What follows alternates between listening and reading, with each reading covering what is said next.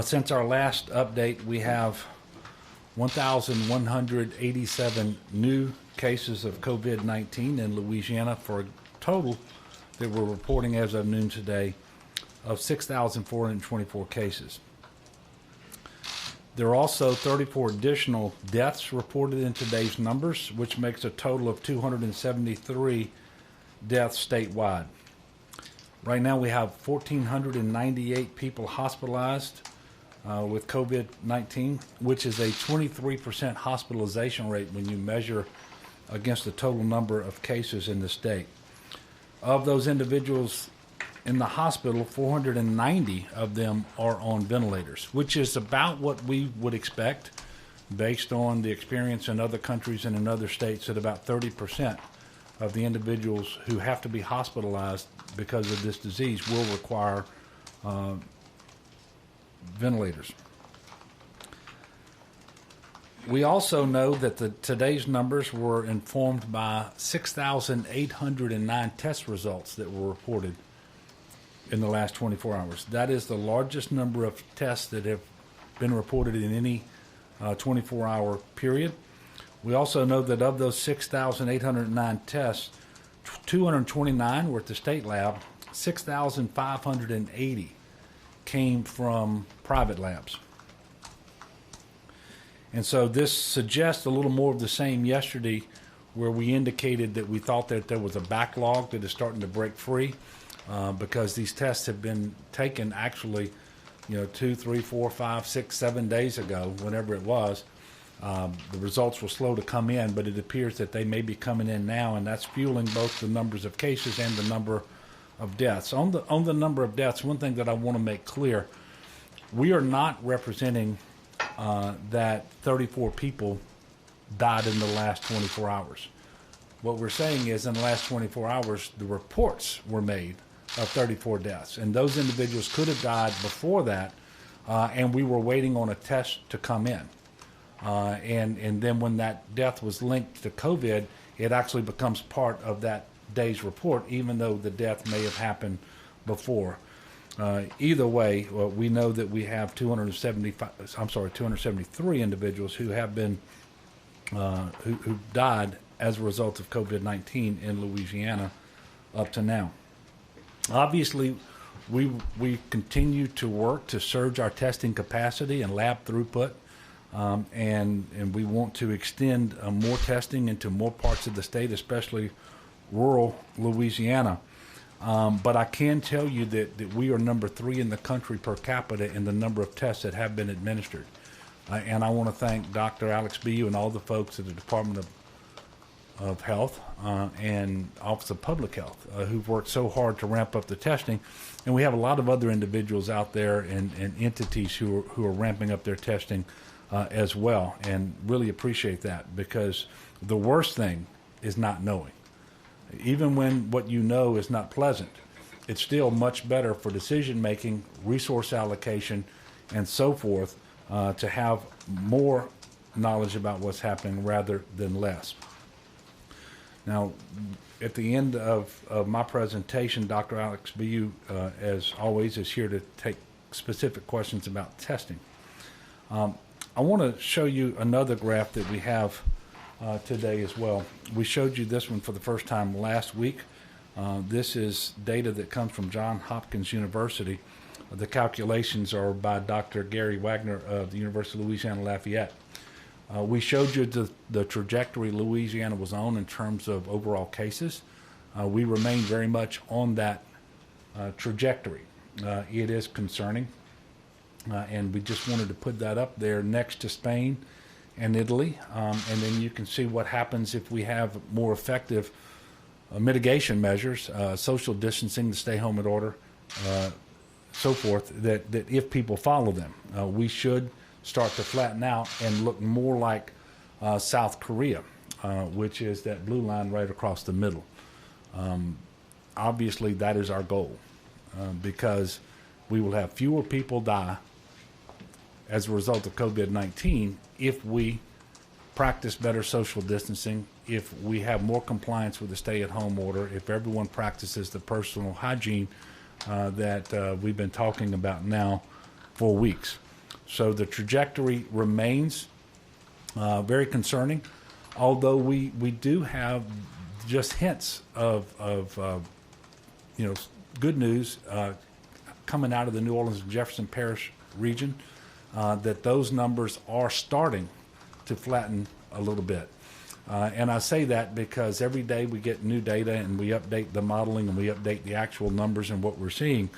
But nobody should rest easy or even begin to think that we've tackled this problem, because it is only going to get worse from here, and it's going to get worse in every single region of the state. I want to also show you now what is probably the most disturbing graph that I have seen. So the 5 parishes up there, and they're compared to counties in the other 49 states that are showing up in yellow, are Louisiana parishes. And these are the parishes and counties in the United States of America with the most COVID-19 deaths per 100,000 residents, starting with any parish or county that has at least 5 deaths. And you can see St. John the Baptist Parish popped onto the radar screen here, and I think the total number of deaths there is 12, which is a relatively small raw number, but for a parish its size, that is very troubling, and obviously that's a trend that we want to get a hold of just as soon as possible. It's no secret about Orleans Parish, where we have the number 2 parish or county in the country, but then you get down to Jefferson, St. Charles, and then Ascension Parish. So it shows that we have a lot of work to do across the state of Louisiana, not just in Orleans and Jefferson Parish.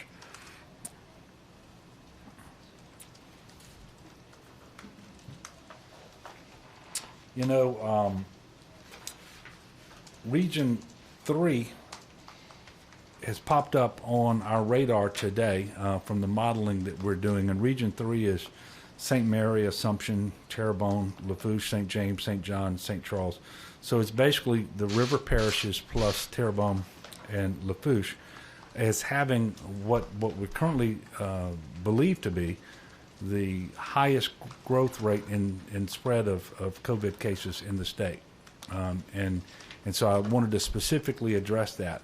And I want to encourage all the leaders, really all over the state of Louisiana, but I'm talking specifically now to Region 3, encourage those leaders, business leaders, political leaders, religious leaders, everybody to message as strongly as you possibly can communicate the need for social distancing, to follow the stay-at-home order, and so we can slow the spread. But this is all across the state of Louisiana. We still have 60 of 64 parishes. If you look at that map that was up there at the beginning, and you may be tempted if you live in West Carroll or Caldwell or Cameron or Tensall to believe that you don't have a problem. I can assure everybody out there the virus is in all 64 parishes. COVID-19, the disease, is in all 64 parishes. We just haven't gotten a positive test result in those 4 parishes yet. Speaking of a little bit of good news, we do have on the ground now the 150 ventilators that were approved from the Strategic National Stockpile that came in this morning. And as we speak, the Louisiana National Guards are delivering those per the allocation that LDH set in consultation with all of their regional folks. And that distribution should be complete within the next hour or so. So that's obviously some good news. The trouble we have is that when we exceed our capacity of ventilators, by the second day, it'll be in numbers that exceed the additional ventilators that we've been able to bring online. So we still have a lot of work to do there. So now, more than ever, we need the compliance of everyone with respect to the mitigation measures. We need that compliance to be at an all-time high. As Dr. Fauci said yesterday afternoon on the press conference that was held with the president and the vice president and Dr. Deborah Birx, we just simply cannot let off the gas. And in that press conference, they talked about how the next 30 days are going to be critical, and how across the United States there are going to be an awful lot of people who die from COVID-19. And the unfortunate reality is that is the exact same situation we're facing here in Louisiana.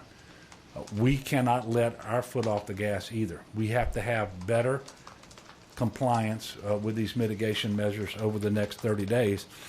And we can decide, we can control whether we're going to have fewer deaths or more. And I hope everyone takes that very, very seriously, because that's the simple fact of the matter. We need everybody participating in these mitigation measures. And I couldn't agree more with the messaging that came out of the White House yesterday at that press conference. And in fact, those are the things that I have been sharing with the people of Louisiana for many days now. This next 30 days will be critical. And we know that this public health emergency is very different than others that we've had to deal with in a lot of different ways. One of which is the number of individuals who suddenly went from employed to unemployed. The demand right now for unemployment claims being filed is unprecedented. There really isn't a benchmark that we can relate to. And this is true not just here in Louisiana, but across the country. Thus far, the Louisiana Workforce Commission has paid $20 million in claims for the first 3 days of this week. Prior to the COVID-19 situation, total weekly benefits paid averaged about $2.5 million for the entire week. Individual filings for unemployment insurance benefits has increased from an average daily call volume of 257 from the first week of March to about 7,750 average daily calls presently. We know that because of this increased call volume, it's taken many people multiple times to get through. We ask you to be patient and bear with us. Staff are working, and they've extended their daily hours at the Louisiana Workforce Commission until 7 p.m. Nearly 300 additional staff have transitioned into the unemployment insurance operations. The third-party host server has added capacity. The phone capacity has increased as well. So please be patient. Know that we're working hard as possible to take care of everyone who needs to be helped. On another note, speaking of help, we do have a little bit of good news that I want to share with you, and it's why Secretary Don Pearson is here with me to announce a new program and to take questions at the completion of my prepared remarks if you have them about this program. But the new Louisiana Loan Portfolio Guarantee Program is a $50 million fund that will provide loans of up to $100,000 to small businesses with fewer than 100 employees. This program, which we're calling LPGP for short, is a partnership between Louisiana Economic Development, the Louisiana Bankers Association, and the Louisiana Public Facilities Authority. Each of these partners is playing an instrumental role in making working capital available quickly to Louisiana small businesses so that those firms may remain viable and retain their workers. LED has organized the program and will provide a loan guarantee to participating banks, which will be 20% of the loan amount, up to a total aggregate amount for LED of $10 million. The Louisiana Bankers Association is endorsing the program and encouraging participation by its member banks. And the Louisiana Public Facilities Authority, which has issued over $27 billion in bonds throughout our state since 1974, will actually manage this program. We will emphasize providing loans quickly to Main Street and rural businesses across Louisiana. There is no interest applied and no payments due for the first 6 months. These loan decisions will be made by local bankers who know their communities and know these businesses and these business people. After the first 6 months, interest rates will be no more than 3.5%. So if you're a small business owner impacted by COVID-19 and you're in need of immediate working capital, please go to LED's website at opportunitylouisiana.com, opportunitylouisiana.com, and click on the COVID-19 Business Resources Guide. We will be posting the names of participating banks there, and you can get in touch with one of those banks directly to apply. I am proud to say that we have over 30 Louisiana banks indicating their interest to participate in this program at the present. If you're a bank and you would like to participate, send an email to ledsmallbizloans@la.gov. That's ledsmallbizloans@la.gov, or you can call 225-342-1940. I want to make another important point about this new loan program led by the state of Louisiana. This program will not compete with federal SBA assistance. It will complement the SBA economic injury disaster loans that are becoming available and the SBA Paycheck Protection Program loans that are also being teed up. And I want to thank Secretary Pearson, who's worked so hard over the last number of days in order to stand this program up so quickly, to get the Bankers Association on board, to start to get these banks, some 30 of them now. We do expect that number will increase. And if we see the need to, we believe we can scale this program larger. We just wanted to put something out initially to gauge interest and see what the need is out there, because we want to do everything we can to protect small business in Louisiana and make sure that they can survive what is obviously a very difficult period for many of them. So, Don, thank you so much for your work on this. I also want to thank the Bankers Association and the Louisiana Public Facilities Authority for committing their time and resources to help Louisiana small business community during what is obviously a time of great need. I think it sort of goes without saying, here it is, April the 1st. This April will be different than Aprils that we've experienced up to this point in our lives, I suspect. The weather's going to be beautiful, but we're not going to have the festivals, the celebrations, and that's unfortunate, but it is just the reality of the situation. And I'm asking people to find new ways to enjoy fellowship during this time. There are other ways to stay connected. You can do this whether you're pursuing an education, whether you are working your business, or whether you're working from home, whatever. But you can do this with family members as well. So do what you can to stay connected. Last night, I can tell you that I had my first Zoom experience. I had a call with all of my siblings and my mother, and we were able to visit for an hour. And there really is something special about being able to make the most out of what is a difficult situation and be able to express support for one another during the trying times, and to be able to communicate and find out if there's some things that people need that you can help them with. So as we enter this new month, I encourage all Louisianans to stay home, but stay connected. As I've said before, we're going to get through this. It's a matter of time, and I don't know exactly what that timeline looks like. But it's going to be difficult. It will get better. It's going to get worse before it gets better. But how much worse it gets really depends upon what we do. And by we, I mean each and every one of us. Every single Louisianan, every single American has a role to play. And we need to all comply with the mitigation measures that are in place. We need to make sure that we minimize contact and that we show our love for one another by staying away. It really is just that simple. Stay home, stop the spread, and save lives.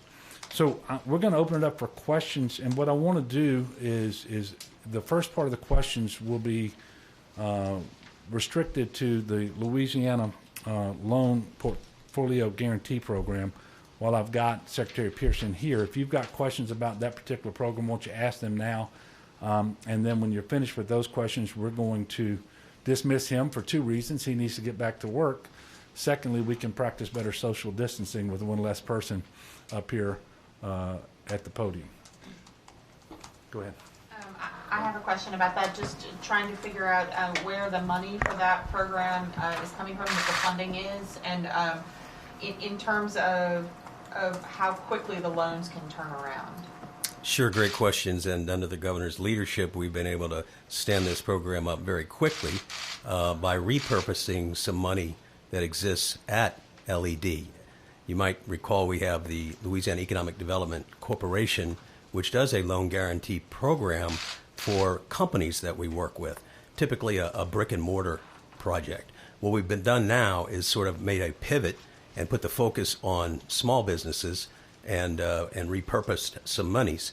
Now, where we have a $10 million commitment to participate in this loan portfolio, there'll be a time period for the loans to be under the application period, the issuance, the 6 months forbearance. And so any demand on the loan guarantee fund would be quite some time down the road.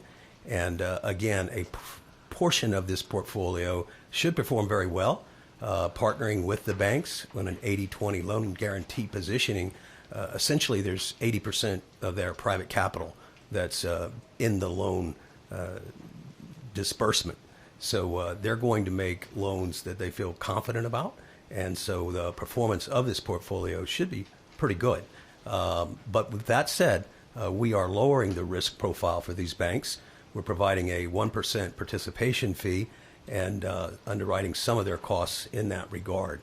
So we think that it's a win-win-win. It's a win for the consumer that gets a 3.5% loan fixed rate for up to 5 years.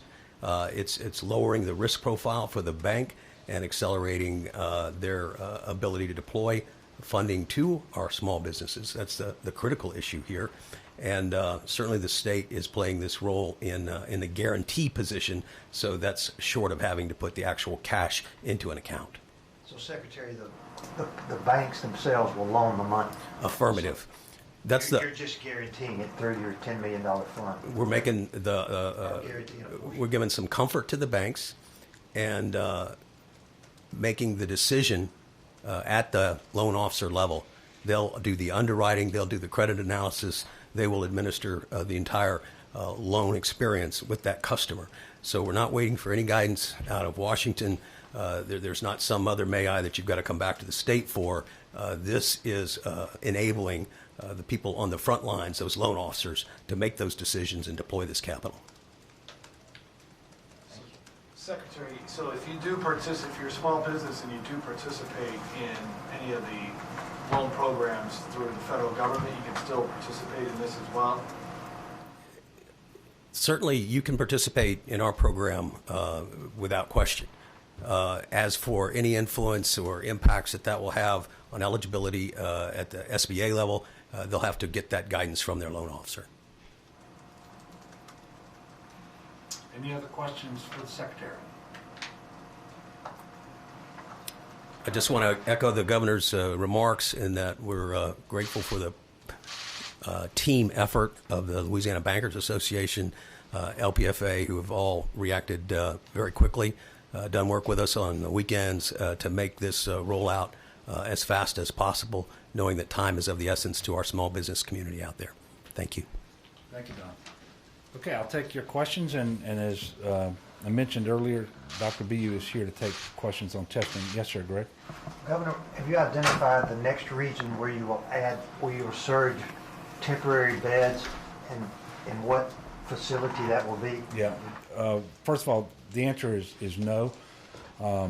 We are still looking at the modeling and trying to figure out where that next facility will go, and this will be a medical monitoring facility, a step-down facility, a hospital, if you will, that we will stand up like we're doing at the convention center in New Orleans in order to free up beds in the hospital sooner and more frequently than would otherwise be the case. It's a way to kind of help them be able to surge within the existing front of the hospitals by being able to take more COVID patients sooner.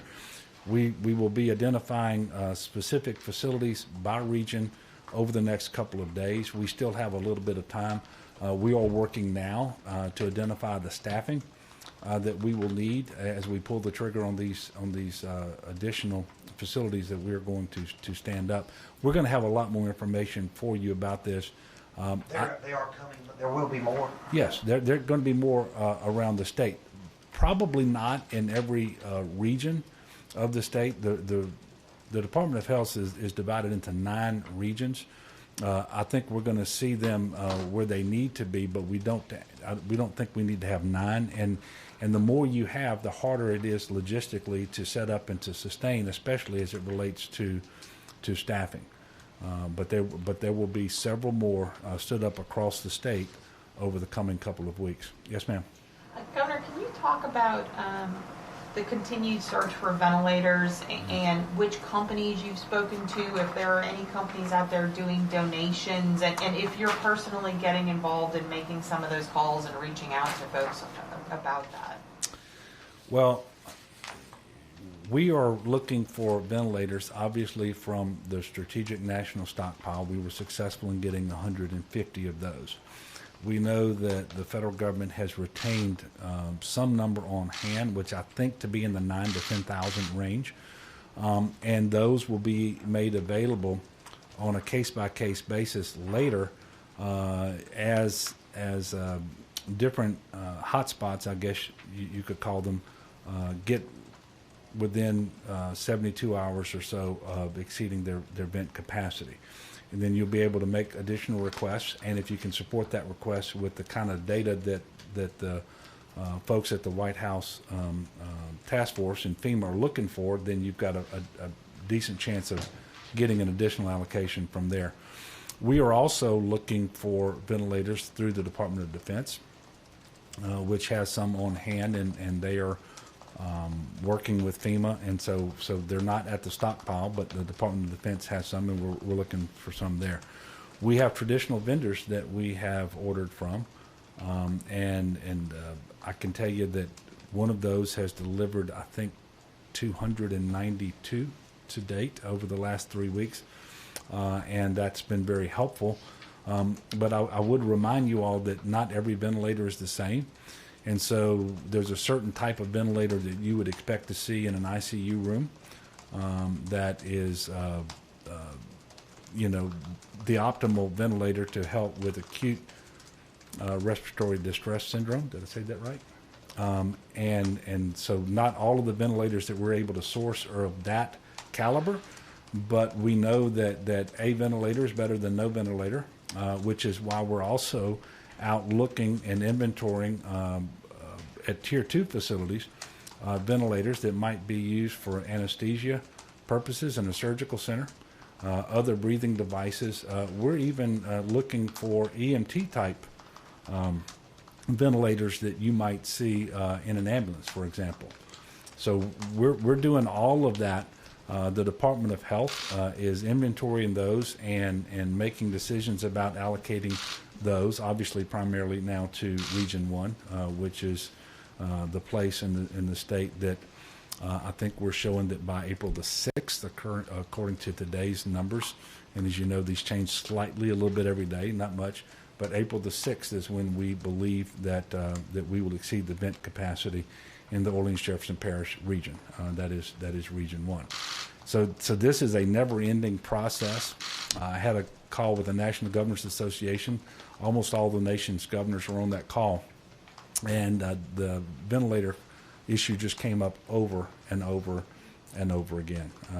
This is very difficult because if our projections are right based on modeling, we are going to have people present to the hospital. Those people, about a third of them are going to need ventilators, and at some point we won't have ventilators for them. And as a result, we expect now that people will die because they will not be able to receive the care that they need. And we are trying everything we can to increase the ventilators, but, and I'll never miss an opportunity to tell you this underscores the need to slow the spread. Because to the degree that we slow the spread, then there are fewer people going to the hospital at any given time, and fewer people who are in the hospital are going to need ventilators and so forth. And so I'm encouraging everybody to do what they can do.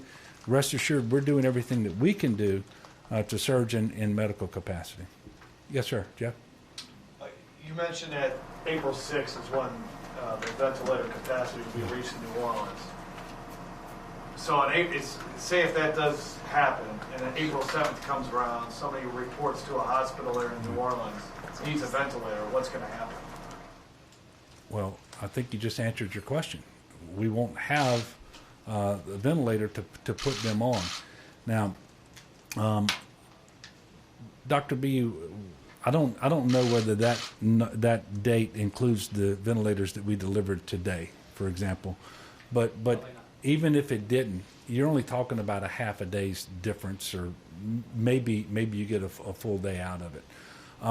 And what I suspect will happen first is those individuals will be put on a ventilator that you typically wouldn't see in an ICU setting.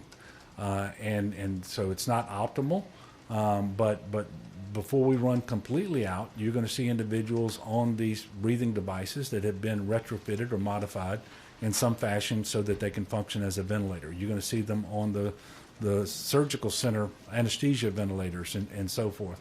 And that will buy us a little bit of time, but it's not optimal treatment. And because it's not optimal treatment, you're not going to get the results that you would want to get from that, but it's better than nothing. But then it's just a matter of time then before you eclipse even your capacity as you've ramped it up with all these other devices. And those individuals are not going to have ventilators, and they're going to need them. I mean, it is that simple. I mean, that's why I've been telling people for weeks now, there is no reason to think that Louisiana won't look like Italy. And I know that's a hard, bitter pill to swallow, because that picture is rather gruesome. It's not what we're accustomed to. We don't ever want to see that. In fact, I think I saw where Dr. Fauci said today that the entire United States of America is on track to kind of look like Italy as it relates to the spread of this disease. And I don't know if he was specifically referring that to the ability to deliver medical care, but the overall modeling and the growth of cases and so forth across the country is looking like that. And so everybody should understand that this is not going to be a pretty picture, but we are still in control of just how bad it gets. But even under the most feasible best case scenarios, we do eclipse our capacity for ventilators, but it's by a much smaller number. Yes, sir. Actually, I have a question for Dr. BU that's actually about testing. In Caddo Parish, there's one community testing site. They've done 8,500 commercial tests. The next highest parish is Orleans, which was ground zero for this and has 10 times as many positive cases. Can you explain why Caddo Parish is blowing every other parish out of the water for commercial testing at the rate that they're doing? So, I mean, when you get to commercial testing, it's a really complex answer. We know we don't have visibility, for instance, at the state level in outstanding tests. What we see is when tests are reported back in. Some of the large facilities, certainly the FEMA sites, we know how many tests are being generated there, but we wouldn't know how many one of the testing sites, say in Region 4 in the Lafayette area, is doing comparatively. What I can say, though, is it's tough to get access to the specimen kits, and we're seeing that is a limitation for some of our communities. We obviously focus our specimen collection kits on hospitals. That's where we want to make sure if you need a test in a hospital, you have access to it. But we certainly want to see expanded testing in lots of regions, similar to what you're describing would be happening in Caddo. Are you guys researching that, trying to figure out why it's been so successful in Caddo? And more broadly, as I noted, I think maybe a couple of days ago, we know that there are new machines coming online that not only can return results faster, but that can do more tests at a time. We're looking at those. The state lab is also not only expanding with tests or expanding with machines that we purchased a couple of weeks ago, but even yesterday I was looking at acquiring even more throughput through new machines. We would like to be in a position where we can test much more broadly. However, I think the other really important message is that needs to get out there rather is even if you do not have access to large amounts of testing in those areas where we're not yet getting the testing where we want to be, if people are feeling ill, they should be staying at home and they should be talking to their providers. If you have the symptoms consistent with this and you can't get access to a test, that's not a reason that you shouldn't be isolating and taking all those other precautionary measures. In fact, I would tell you that with a stay-home order, you ought not require a symptom before you stay home unless you are an essential worker or you absolutely have to go out. But everybody who feels sick with a fever, with a cough, with shortness of breath, you absolutely need to be staying home, period. Yes, sir. Governor, the White House yesterday projected that even with social distancing measures, 100,000 to 240,000 people will die. You mentioned that projection. What is our projection in Louisiana for how many people might die given the current social distancing measures in place? And when is our peak currently forecasted for? We've seen various projections in the middle of April. I know you said it's a critical 30 days right now. Yeah, I don't have that number. I don't know whether you do, but I would tell you that if you just look at the numbers that came from the federal government yesterday, from the president's press conference, and understand that we have the third highest per capita number of cases right now. If you look at the trajectory that we're on in terms of case growth, and we showed that to you just a while ago, and if you consider that already we are number 2 in the country in per capita deaths as a state, with 5 or 6 of our parishes among the top 15 or so in the entire country. You know that this is not a pretty picture for the state of Louisiana if we don't practice much better social distancing and mitigation to slow the spread. And so the messaging coming out of the White House yesterday is exactly what we've been trying to communicate to the people of Louisiana for some time now. And there is no really pretty picture. There's not a pretty picture for the country. There's not a pretty picture for the state. But it doesn't have to be as ugly as the model suggests it would be if we didn't do mitigation. And it is entirely within the power, the control of the people of Louisiana acting individually and collectively to determine just how bad it gets, even though it's going to be a tough situation regardless. Leo? Once we get past the health issues, which obviously are paramount, the economic tsunami that's headed toward the country is paramount too. They talked about that considerably this morning out at the White House and on CNBC especially, but they're saying that the CEOs of the top 7 energy companies in the country, ExxonMobil and Chevron, are headed to have a summit with the president Friday, which is unusual. Louisiana is one of the top 4 oil-producing states in the country. Have you been in touch with any of the smaller Louisiana energy companies that may be looking for help or see something on the horizon where there could be layoffs? Well, obviously, this is a tremendously tough environment for energy companies, and that is for a couple of reasons. One is the coronavirus situation that would depress demand, not just in the United States, but around the world for oil. But secondly, because of the spat that Saudi Arabia and Russia started just before the coronavirus situation blew up, when they're vying for market share, regardless of what that does to price, which is 180 degrees different than the way Saudi Arabia had always conducted itself before that. So this is a very, very challenging environment around the world for oil and gas companies. That is obviously the case here in Louisiana. I have had communications with the Louisiana Oil and Gas Association and the Louisiana Mid-Continent Oil and Gas Association. We've done conference calls. We have other business calls that I'm not necessarily on, and we're trying to do what we can to help. But quite frankly, this is a very distressing situation for them, and as a result, for our state. And I don't obviously have any inside information about what those 7 CEOs are going to be relating to the president or potentially asking him for. I do know that in Phase 3, the bill passed by Congress last week that was signed by the president, there were no provisions, as I understand it, for the oil and gas businesses, like there were, for example, for airlines and so forth. They're specifically saying that they're not asking for a bailout. Yeah, well, and there were not any there, but I don't know what they're going to be asking for, was my point.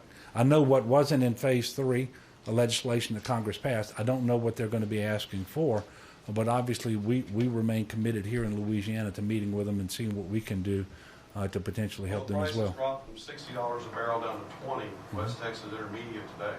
Yeah, $40, I mean, it's almost a 70% drop. correct. And that's tough. The only bit of good news there, I guess, is how little consumers are having to pay at the pump. But that's very, very bittersweet, because we would much rather see the price of gas back where it should be in relative to the barrel of oil, being up around $60 or so. Yes, sir. We're going to come back to Melinda.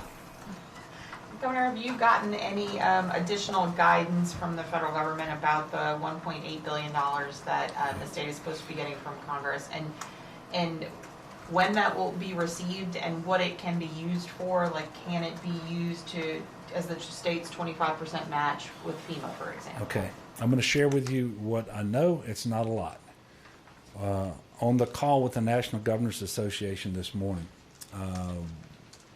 we discussed this, and yesterday individuals from the U.S. Treasury's Department met with staffers from the National Governors Association and others, and indicated that we will be getting guidance on how these funds can be spent and how they cannot be spent sometime right after Easter.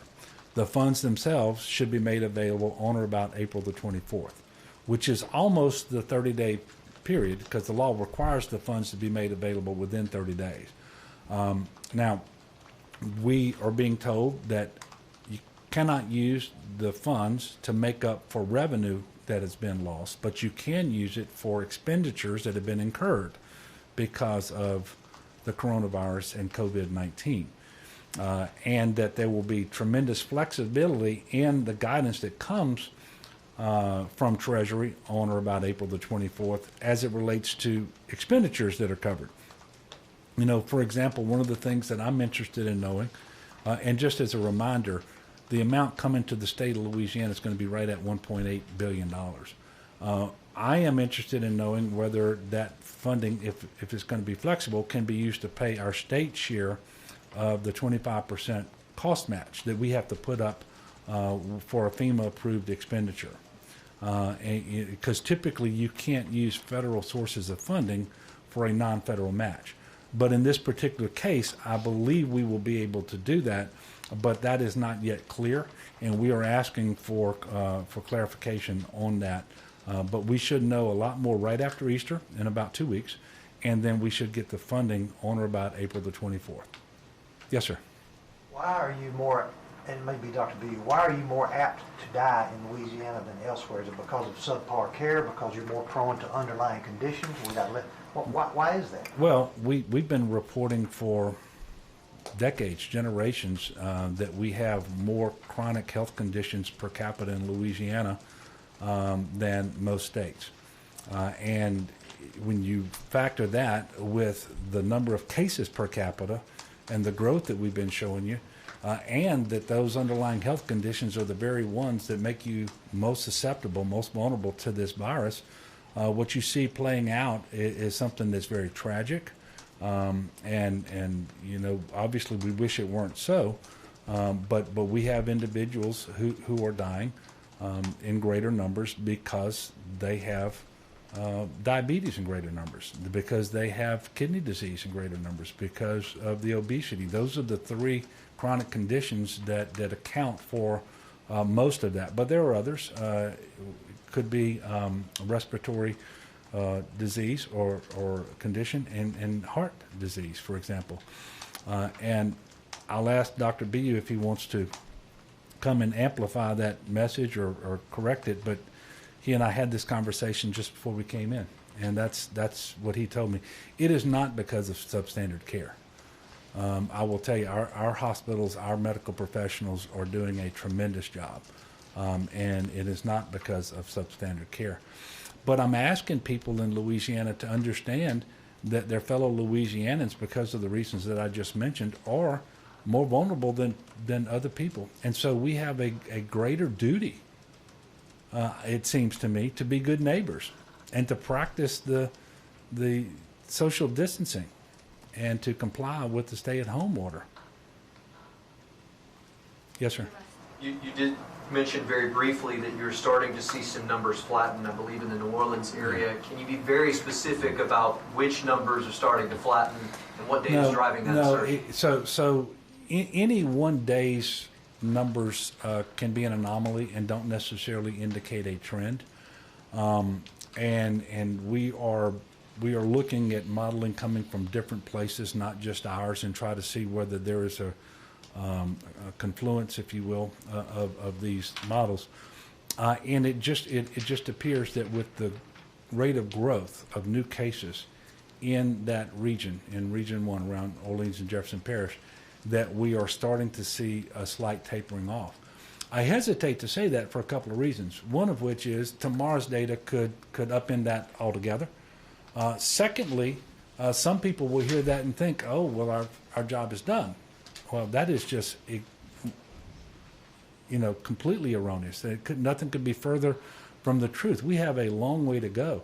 This is going to get much worse before it gets better, and nobody should think that we're out of the woods. We can't even see the light at the end of the tunnel yet.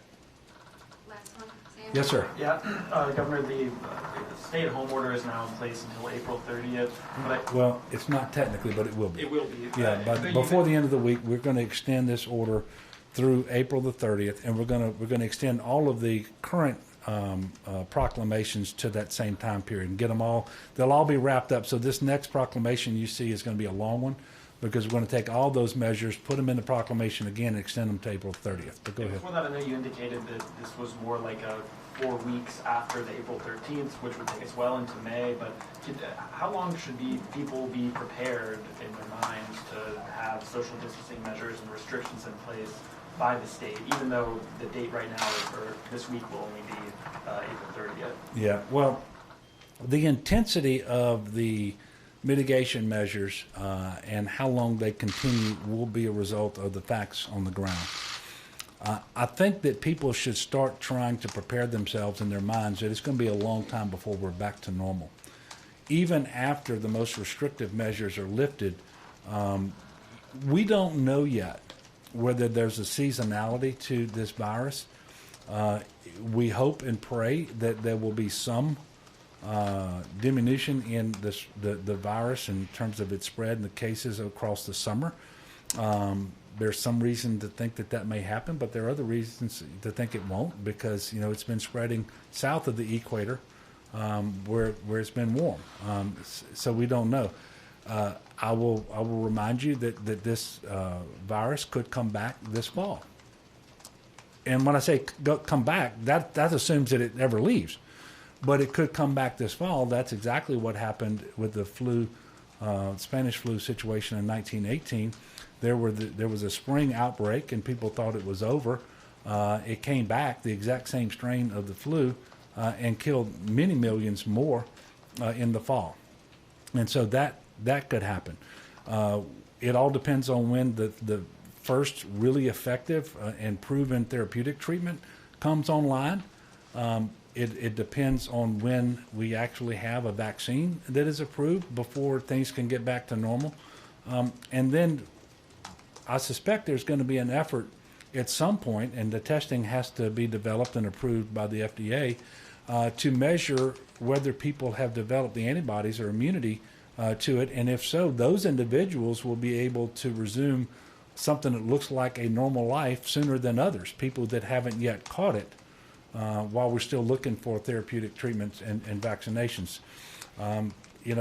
I'm certainly not an expert on this, but there is the concept of herd immunity, and at some point, if it stays with us long enough, you may not actually have to contract the disease in order to develop some limited immunity to it, but this is all going to play out over many months and so forth.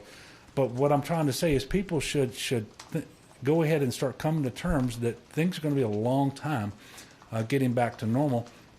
And you can look at what's happened in other countries where they released, they removed some of the restrictions, and they immediately saw a spike in the cases and had to put them back in place too. And so that could happen here. And so I know that this is not the news that perhaps you wanted to hear, but that's the best information that we have right now, and I think it's consistent with what people like Dr. Tony Fauci and others are saying. But I don't want people to be so focused on and worried about what happens 12 months from now or 18 months from now that they forget what the task at hand is right now, and that is slowing the spread. And you can do that. Everybody out there can do that. You just have to make sure that you're staying at home, that you minimize social contact, that you follow all the hygiene measures that we've been talking about and others have been talking about for so long. And if we do that, we're going to slow the spread to the maximum degree that it can be slowed. Then we will have fewer patients presenting to the hospital at any given time, and we will be able to take care of more of those who do present. That's just the way this has got to work. And we should all be preparing ourselves for a period of time that is not going to be pleasant, but understand that we are largely in control of just how unpleasant it will be. And I know that we can count on the people of Louisiana to do what's asked of them, because we know how to be good neighbors, and we're good, decent, and generous people, and we know how to take care of one another. And right now we take care of one another by staying away. It really is just that simple. I'm sure I'll be seeing you all sooner rather than later. Thank you all so much. Christina, can you get that previous slide back?